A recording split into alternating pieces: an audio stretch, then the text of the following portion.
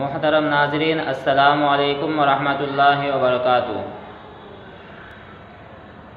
اس سے پہلے والی ویڈیو میں تیسرا کلمہ ہوا تھا اور کل میں مشغولی کی وجہ سے ویڈیو اپلوڈ نہیں کر سکا تھا، اس لیے آج چوتھا کلمہ ہے۔ تو آپ لوگوں سے گزارش ہے کہ توجہ سے سنیں اور دیکھیں۔ تو چوتھا کلمہ شروع کرتے ہیں۔ چوتھا کلمہ چہاروں کلمہ بھی بولا جاتا ہے اور چوتھا کلمہ بھی بولا جاتا ہے۔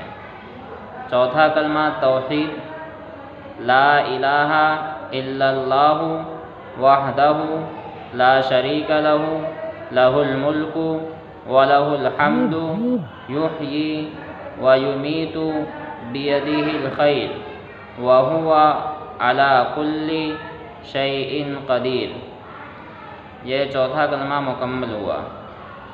اب اس کا ترجمہ جو ہے وہ یہ ہے، چہاروں کلمہ توحید، لا الہ، اللہ کے سوا کوئی معبود نہیں، لا الہ الا اللہ، اللہ کے سوا کوئی معبود نہیں، وحدہ، وہ اکیلا ہے، لا شریک لہ، اس کا کوئی شریک نہیں، لہ الملک، اسی کے لیے بادشاہی ہے، ولہ الحمد، اور اسی کے لیے تمام تعریفیں ہیں، یحیی، وہی زندہ کرتا ہے، ویمیت، اور وہی موت دیتا ہے، بیدہ الخیر، ساری بھلائیاں اسی کے قبضے میں ہیں، وہو علی کل شیء قدیر، اور وہ ہر چیز پر قادر ہے۔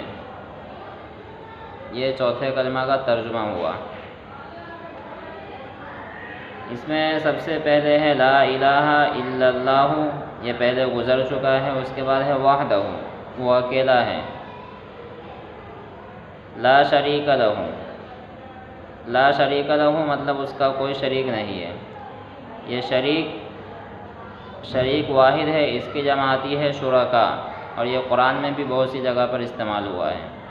لا شریک لہ، لہ الملک، اور اسی کے لیے بادشاہی ہے، ملک، لہ الملک، یہ باب ہے ملک یملک ملکتن، اس کے معنی ہوتے ہیں بادشاہت، مطلب بادشاہ ہو جانا، مطلب مالک ہو جانا، بادشاہ ہو جانا۔ تو اللہ تعالیٰ جو ہے وہ تمام جہانوں کا بادشاہ ہے، اور دنیا کی ہر چیز کا اور پوری دنیا کا وہ بادشاہ ہے۔ تو لہ الملک ولہ الحمد، اور دنیا کی تمام تعریفیں اللہ ہی کے لیے، وَلَهُ الْحَمْدُ، حمد پہلے گزر چکا ہے، حمیدہ یحمد حمدن، وَلَهُ الْحَمْدُ۔ اس کے بعد ہے یحیی، یہ باب آتا ہے، باب افعال سے ہے، احیا یحیی احیاءً، اس کے معنی ہوتا ہے زندہ کرنا، احیا یحیی احیاءً، اور اسی کے بعد آتا ہے ویمیت، اور وہی موت دیتا ہے، یعنی کسی کو مارتا بھی ہے تو اللہ ہی مارتا ہے، اور جلاتا ہے تو اللہ ہی جلاتا ہے۔ جیسے مرغی ہے، مرغی کا انڈا ہے، انڈے کے اندر سے کسی کو زندہ جو کرتا ہے، جو انڈے کے اندر سے جو بچہ نکالتا ہے مرغی کا، وہ اللہ ہی نکالتا ہے، تو مردے کے اندر سے زندہ کو نکالتا ہے۔ یا پھر کسی انسان کو پیدا کیا، یا پھر کسی جانور کو پیدا کیا، تو یہ بھی احیا میں آتا ہے۔ اور یمیتو، امات یمیتو اماتتن، اس کے معنی ہوتا ہے مار دینا، تو کسی کی بھی جان نکل جائے، وہ مر جاتا ہے، وہ اللہ ہی مارتا ہے۔ یہ دونوں باب افعال سے آتے ہیں، یحیی و یمیت، بیدہ الخیر، بیدہ الخیر میں جو با ہے، لفظ با، بی، وہ حرف ہے، وہ میں کے معنی میں استعمال ہوا ہے، ساری بھلائیاں اسی کے قبضے میں ہیں۔ تو یہ جو لفظ میں جو ترجمہ ہو رہا ہے وہ با کا ہے، وہ لفظ ایک حرف ہے، اصل میں یدن ہے، بی یدی، اصل میں وہ یدن ہے، یدن کے معنی ہوتا ہے ہاتھ۔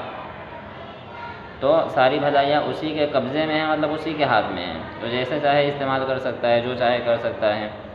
یدن کے معنی ہوتے ہیں ہاتھ، اس کی جمع آتی ہے ایدی، یدن اس کی جمع ایدی۔ بیدہ ہل، اس میں جو ہا ہے وہ ضمیر ہے، بیدہ الخیر، خیر کے معنی بھلائی، اچھائی، وہو، یہ بھی ضمیر ہے جو اللہ تعالیٰ کی طرف لوٹتی ہے، وہو علی کلی، علی ایک حرف ہے، کلی شیء، شیئن ہے یہ لفظ ہے، ایک لفظ ہے، اس کا معنی ہوتا ہے چیز۔ شیئن کے معنی چیز، اور اس کی جمع آتی ہے، یہ واحد ہے، اس کی جمع آتی ہے اشیاء۔ شیئن کی جمع اشیاء بمعنی چیز، سامان۔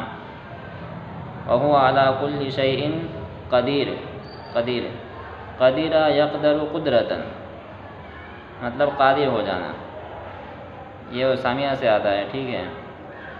تو اس کو پھر سے دوہرا دیتے ہیں۔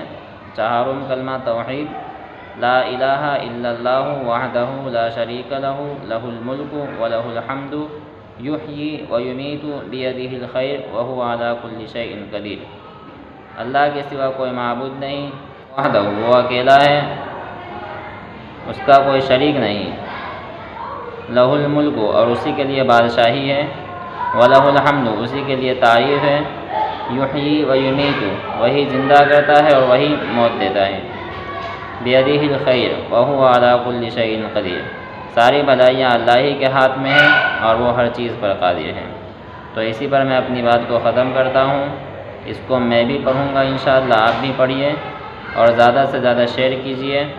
اللہ تعالی ہم سب کو بعمل بنائے، آمین۔ وآخر دعوانا الحمدللہ رب العالمین۔